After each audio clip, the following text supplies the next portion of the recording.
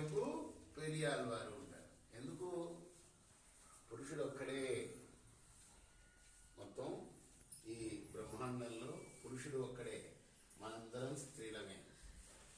దానికి గుర్తుగా పెరియాల్ వారు ఒక పక్కన, ఎడమవైపు కుడివైపు అమ్మవారు గోదాదేవి ఉంటారన్నమాట. అయితే వీళ్ళిద్దరూ తండ్రి కూతుళ్ళు. తండ్రి గారు చక్కటి భక్తులు. నేను తెలుసుకున్నాం గ్రంథంలో మొట్టమొదట శ్రీభట్టనాథాఖ్యుడు ఆయన పేరు. అసలు పేరు శ్రీభట్టనాథాఖ్యుడు. ఎప్పుడు విష్ణుమూర్తిని చిత్తంలో ఉంచుకుంటాడు కాబట్టి ఆయనకు పేరు విష్ణు చిత్తుడిగా మారిపోయిందన్నమాట. ఆ మహానుభావుడు మరి ఆయనకి గోదాదేవి స్వయంగా తులసి వనంలో లభించింది. అయితే ఆమెకి చిన్నప్పటి నుంచి కూడా భాగవతం చెప్పేవాడు. ఆ భాగవతంలో కాత్యాయని వ్రతం అని ఒకటి ఉంది. ఆ కాత్యాయని వ్రతం ఎలా చేస్తారు అంటే, తెల్లారుజామునే లేచి గోపికలందరూ కూడాను యమునా నదికి వెళ్ళి స్నానం చేసి అక్కడ కాత్యాయని విగ్రహాన్ని ఒకటి వాళ్ళు మట్టితో ఏర్పరచుకొని అక్కడ పెట్టి దానికి పూజ చేస్తారు. కాత్యాయని వ్రతం అది మనసులో పడిపోయింది. ఆమె తన ఊరినే గొల్లపల్లిగా భావించి, కలియుగంలో వెలిసింది కదా ఆమె, తన ఊరినే గొల్లపల్లిగా భావించి, తన చెల్లికత్తెలనే గోపికలుగా భావించి ఈ వ్రతాన్ని కృష్ణపరంగా చేసింది, శ్రీరంగడి పరంగా. కాబట్టి అదే ఆచారం ఇప్పుడు కొనసాగుతుంది. మనందరం కూడాను ఆ వ్రతం చేసుకుంటున్నాం అన్నమాట. ధనుర్మాసంలో ఆమె ఏ వ్రతం చేసిందో ఆ వ్రతాన్ని చేసుకుంటున్నాం. దానిలో భాగంగా ఆమె 30 పాసురాలను రాసింది ఈ వ్రతం చేయటం కోసం. రోజుకు ఒక పాసురం దాన్ని చెప్పుకుంటున్నాం అన్నమాట. ఆమె రాసిన ఆ తిరుప్పావై అనే గ్రంథంలో. తిరుప్పావై అంటేనే దానికి అర్థం ఏంటంటే శ్రీవ్రతము అని అర్థం. తిరు అంటే శ్రీ మన అర్థంలో, పావై అంటే వ్రతం, తిరుప్పావై అంటే శ్రీవ్రతం అని. ఈ వ్రతాన్ని మనం కూడా ప్రతి సంవత్సరం మన దేవాలయంలో ఆ భగవంతుడి యొక్క కృప వల్ల చేసుకున్నాం. మీరందరూ కూడా చక్కగా దీనిలో పాల్గొంటున్నారు. ముఖ్యంగా ఏంటంటే వైష్ణవ మతంలో భగవంతుడి కన్నా భక్తుడే ఎక్కువ. అర్థమైందా?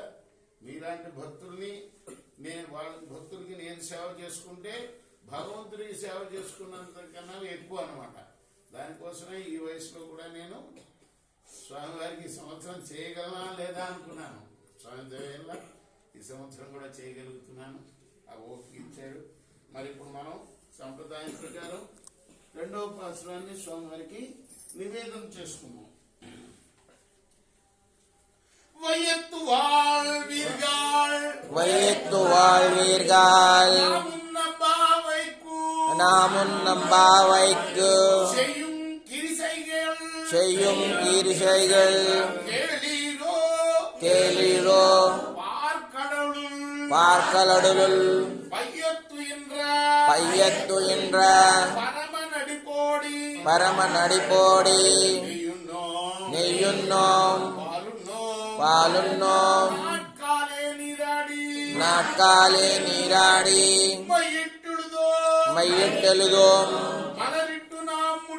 மலரிட்டு நாம் முடியோம் செய்யோதன செய்யோம் ஈக்குருளை சென்றோதோ ஜெயமும் செய்யோம் ஆந்தனை காட்டி உய்யுமாறின்றி இழந்தீளோ ఎంబావాయ్. తమిళ ప్రదేశం, తమిళ మాట్లాడే ప్రదేశంలో జన్మించింది కాబట్టి ఆమె అరవంలో రాసింది తమిళంలో. మనం దీనికి తెలుగు అర్థం కూడా చెప్పుకుందాం.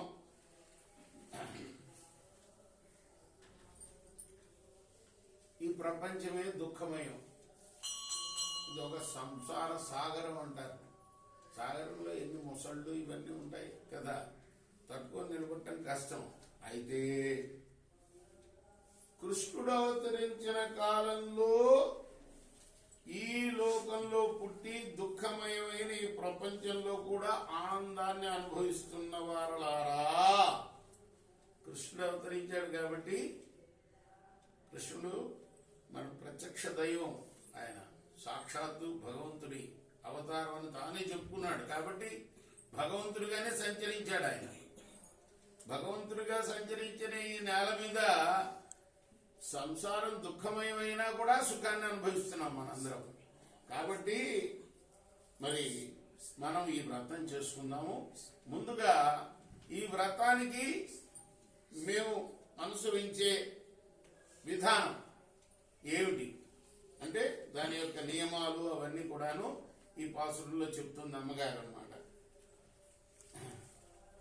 ముందుగా ఆయన పాదాలకి మంగళం పాడుకుందాం. ఎవరి పాదాలకి? ఆది పురుషుడైన ఆ మహానుభావుడు నారాయణుడికి. ఆయన ఎక్కడుంటాడు? మొట్టమొదట పాల సముద్రంలో పడుకొని ఉంటాడు. సృష్టి ఆదిలో ముందు పాల సముద్రంలో పడుకొని ఉంటాడు. కాబట్టి ఆయనకి మంగళం పాడదాము. ఆయన ఒక్కడే ఉంటాడు ఆ సమయంలో కదా. కాబట్టి ఆది పురుషుడు కాబట్టి ఆయనకి ముందు మంగళం పాడదాము. అలానే ఈ వ్రతం చేసే సమయంలో నెయ్యి కానీ పాలు కానీ మేము తాగం. అర్థమైందా? మీరు కూడా గ్రహించాలి. అందరు కొత్తగా జాయిన్ అయిన వాళ్ళు, ఒకళ్ళిద్దరు కొత్తగా ఉన్నారు ఇందులో వచ్చిన వాళ్ళు ఈ సంవత్సరం. నెయ్యి కానీ పాలు కానీ తాగకూడదు. అలానే తెల్లారుజామునే లేవాలి, సూర్యోదయానికి ముందే స్నానం చేయాలి. అలానే కంటికి కాటుక పెట్టకూడదు. అర్థమైందా? తర్వాత కొప్పులో పూలు తురుముకోకూడదు. ఇంకా అన్నిటికన్నా ముఖ్యం ఏంటంటే మా పెద్దలు ఆచరింపని పనులు. పెద్దలంటే ఎవరు? గౌరవింపబడేవారు పెద్దలు కదా. వాళ్ళు ఏ పనులు అయితే చేయరో, చెయ్యకూడని పనులు చెయ్యము. అర్థమైందా? చెయ్యోదన చెయ్యోం, చేయకూడని పనుల్ని చెయ్యము. ఈ నెలంతా కూడాను మరి మన గురువులు పెద్దలు ఏవైతే చెప్పారో చేయకూడదని ఆ పనులు చెయ్యము మేము. అలానే ఇంకా ఇతరులకు బాధ కలిగించే మాటని మాట్లాడము. బాగా గుర్తుపెట్టుకోవాలి. ఆడవాళ్ళు ముఖ్యంగా వీళ్ళు ఏం చేస్తుంటారు నేను చూస్తుంటాను. ఒక అమ్మ ఇద్దరు అమ్మలు చేరంటే చాలు ఇంకొక అమ్మ మీద చాడీలు, అబ్బా ఎంత సంతోషపడుతూ ఉంటారు. అటువంటి మాటలు మాట్లాడము. అలానే అసత్యాన్ని పలకము. ఎటువంటి పరిస్థితిలో కన్నా అబద్ధాన్ని మాట్లాడము.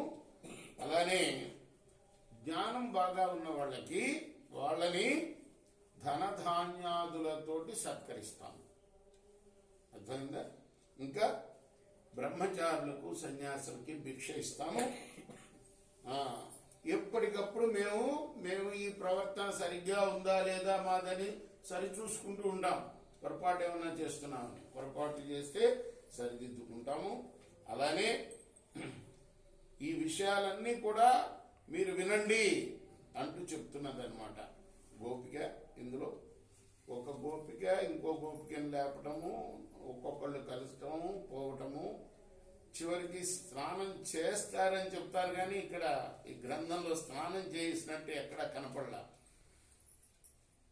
ఇప్పుడు మన నదిలో సరోవరం ఉంటుంది, తామరాకు ఉంటుంది, నీళ్ళలోనే ఉంటుంది. అది ఎప్పుడన్నా దాని మీద ఒక చుక్క నిలుస్తుందా? నిలవదు, అది పైనే ఉంటుంది. మనం కూడా అంతే, సంసారంలో ఉంటాము, మునగం.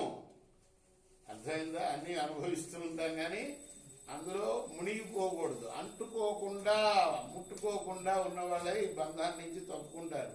సంసార బంధం విడనాటడానికే మానవ జన్మ. మానవ జన్మలో కష్టాలు వస్తుంటాయి, సుఖాలు వస్తుంటాయి, అన్నీ వస్తుంటాయి. కానీ మనం ఎప్పుడు దానిలో మునిగిపోకూడదు. ఆ బంధం మనకు ఇప్పుడు పుణ్యం చేస్తాం, పాపం చేస్తాము. పుణ్యం చేసినా కూడా గ్రంథాలన్నీ ఏం చెప్తాయంటే మన పురాణాలు కానీ వేదం కానీ, వేదాన్ని చెప్పేవే పురాణాలు. వేదాల్లో కష్టంగా ఉంటాయి, నేర్చుకుంటాం వేద మంత్రాలు. వాటిని విపులీకరించి చెప్తాయి పురాణాలు. స్మృతులు పురాణాలు, శృతులు స్మృతులు పురాణాలు అంటారు. శృతులు అంటేనేమో వేదాలు, స్మృతులు అంటేనేమో మనుస్మృతి లాంటివి, ఆచరణలు ఎలా ఆచరించాలి ఆచారాలు చెప్పేవి స్మృతులు. పురాణాలు ఇంకా వివరించి ప్రతిరోజు మనిషి ఎలా ఉండాలి అని చెప్పేవి పురాణాలు అన్నమాట. సో ఈ పురాణాలన్నీ కూడా ఏం చెప్తాయి అంటే బంధాన్ని వదిలిపెట్టాలి అని చెప్తాయి. కర్మ బంధం పుణ్యబంధం. మనం ఈ చేసుకున్న వ్రతం కూడా ఏతత్ఫలం తత్స బ్రహ్మార్పణ వస్తు, ఆ పరబ్రహ్మ అయిన నారాయణునికి అర్పణ చేస్తున్నాను అని చెప్పుకోవాలన్నమాట. సో ఆ బంధాలని విడడానికే ఈ వ్రతాలన్నీ. కాబట్టి మనం ఎప్పటికప్పుడు కూడాను ఆ స్నానం చేయటం అనేది, అక్కడ పోయి స్నానం చేశారో లేదో మనకు తెలియదు, కానీ ఈ స్నానం ఎవరితో చేయాలి? స్వామి మనల్ని ఉద్ధరించడానికి ఆ స్వామిని మనసులో ఉంచుకుంటే చాలు. దానికే ఈ వ్రతాలన్నీ. ఎప్పుడు మనం స్వామిని విడవకుండా ఆయనతోటి స్నానం ఆచరిస్తూ ఉండాలన్నమాట. కృష్ణార్పణమస్తు, సాయి కృష్ణార్పణమస్తు. ఇప్పుడు మనం సంప్రదాయం ప్రకారం ఇవాళ ఎక్కువ చెప్పినట్టున్నాను, కాస్త మీకు టైం ఎక్కువైంది, తొందరగా ముగియాలి. ఇంకొక ఆళ్వారు ఎవరైనా కులశేఖర ఆళ్వారు, ఈయన కూడా ఈ ఫోటోల్లో ఉంటాడు. చూడండి, ఈ 12 మంది ఫోటోలు ఇక్కడ పెట్టున్న దానికోసమే. మామూలుగా అయితే ఆలయంలో గర్భాలయంలోనే ఓ పక్కన ఉంటాయి విగ్రహాలు. ఎందుకో మనకు దేవుడు ఆ ప్రాప్తం ఇవ్వలేదు, ఎంత ప్రాప్తం అంతే. అందుకోసం ఈ పటాలు ఇట్లా పెట్టామన్నమాట. మన ఎన్నో త్యాగం కావాలి ఇవాళ? నా మూడోది. ముకుంద మూర్ధ్నా ప్రణిపత్యయాచే, ముకుంద మూర్ధ్నా ప్రణిపత్యయాచే, భవంతమేకాంతమియంతమర్ధం ఆవిస్మృతి స్వచ్చరణారవిందే భవే మేస్తు భవత్ప్రసాదాత్. అయ్యా ఓ ముకుంద, నీకు శిరస్సు వంచి ఒకటి యాచిస్తున్నాను. ఏమిటంటే ఎన్ని జన్మలెత్తినా నీ పాదాల విందాల పైన నా మనస్సు ఎప్పుడు కూడా నిలిచేటట్టుగా చూడు. అది చాలు నాకు. మనకి జన్మ రాకుండా ఉండాలని మానవ జన్మ ఎత్తుతాం, కానీ మనం పొరపాటున ఏదో చేస్తాము, దానికి ప్రాయశ్చిత్తం చేసుకోము, మళ్ళీ జన్మలు ఎత్తుతూ ఉంటాం. ఎన్ని జన్మలు ఎత్తినా సరే మోక్షం కోసమే పాటుపడాలి సాధ్యమైనంత వరకు. ఈ వ్రతంలో ఇందాక ఏం చదువుకున్నాం, ఎప్పటికప్పుడు పరిశీలించుకుంటూ ఉండాలి. మనం ఈ ధర్మాన్ని పాటిస్తున్నామా లేదా ఎప్పటికప్పుడు మనలోనే మనం పరిశీలించుకుంటూ ఉండాలి. ఒకవేళ పొరపాటున ప్రాయశ్చిత్తం చేసుకోకుండా మరొక జన్మ ఎత్తితే అప్పుడు కూడా ఎప్పుడు నీ పాదాల విందాలని నేను ఎప్పుడు కూడా కొలిచేటట్టుగా, నా మనస్సు ఎప్పుడు కూడా నీ పాదాల్లో నిలిచేటట్టుగా ఏ పని చేస్తున్నా భగవంతుణ్ణి మర్చిపోకుండా స్మరించుకునేటట్లుగా చేయవయ్యా. నాహం వందే తవ చరణ యో ద్వంద్వ హేతో కుంభీపాకం కురుమపి హరే నారకం నాపనేతుం రమ్యా రామ మృదు తనులత నందనేనాభిరంతుం భావే హృదయ భవనే భావ ఏవం భవంతం. ఆశ్రితుల యొక్క పాపాలని హరించే దయాళువు నువ్వు. మరి అందువల్ల నీకు వందనాలు చేసి నేను యాచించేది ఏంటంటే, నాకు ఏ జన్మ లభించినా నీపై తలపు ఉండేటట్టుగా అనుగ్రహించయ్యా. అలాంటి భావన చేత ఎలాగైనా సరే సంసార బంధాన్ని తప్పించుకుంటాను. మరి నీపై తలంపు లేకపోతే ద్వంద్వ దుఃఖాలు తీరినా, ద్వంద్వ దుఃఖాలు అంటే ఏంటి? అన్ని ద్వంద్వాలు ఉంటాయి మనకు, సుఖ దుఃఖాలు, కష్ట నష్టాలు, ఇట్లా రెండు ఉంటాయి ప్రతి దానిలో కూడా. ఈ ద్వంద్వ దుఃఖాలు తీరినా కూడా, కుంభీపాకాది నరకాలు తప్పినా కూడా, స్వర్గాది భోగాలు కలిగినా కూడా అవి ఆత్మకు శ్రేయోదాయకాలు కావు. ఎప్పుడు ఇవన్నీ అనుభవిస్తున్నా, స్వర్గ సుఖాలు అనుభవిస్తున్నా కూడా నీ పాదాల మీద నా ధ్యాస లేకపోతే, నిన్ను మనసులో ఉంచుకోకపోతే ఇవన్నీ కూడా ఈ ఆత్మకు శ్రేయదాయకం. ఏంటి ఆత్మకు శ్రేయదాయకం? పరమాత్మలో కలవడమే. మోక్షం లభించదు అప్పటిదాకా అని చెప్తున్నారు అనమాట. రేపు మనం 5వ శ్లోకం కొనసాగిద్దాం. గోదాదేవి కథలో కూడా 1-2 పేజీలు మనం చెప్పుకున్నాం. ఎన్నో పేజీ వరకు చెప్పుకున్నాం నిన్న.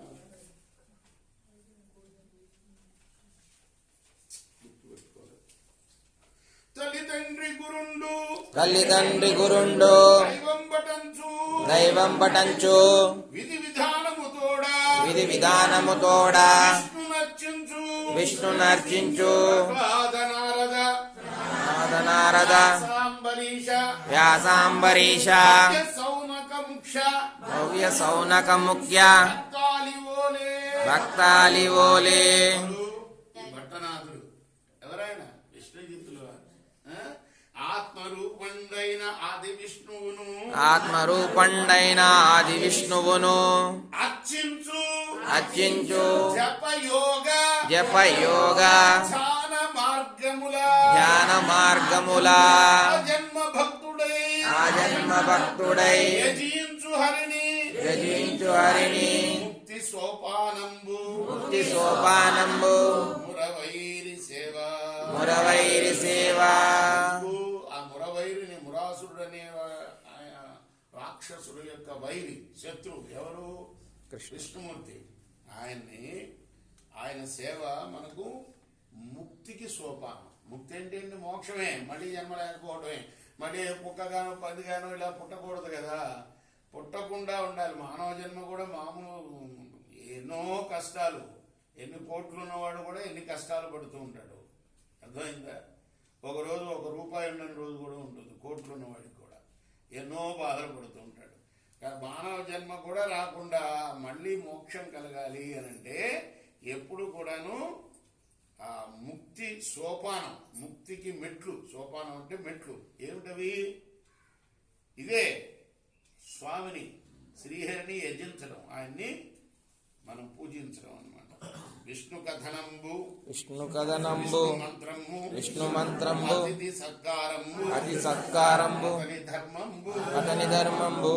ఎప్పుడు విష్ణు కథలు వినటం, చదవటం, ఆ విష్ణు యొక్క మంత్రాన్ని ధ్యానించడం, ఎప్పుడు అతిథులు వస్తే వాళ్ళని దేవుడిలాగా పూజించడం అతని యొక్క ధర్మం. రేపు మనం 32వ పేజీ నుంచి చదువుకోవాలి.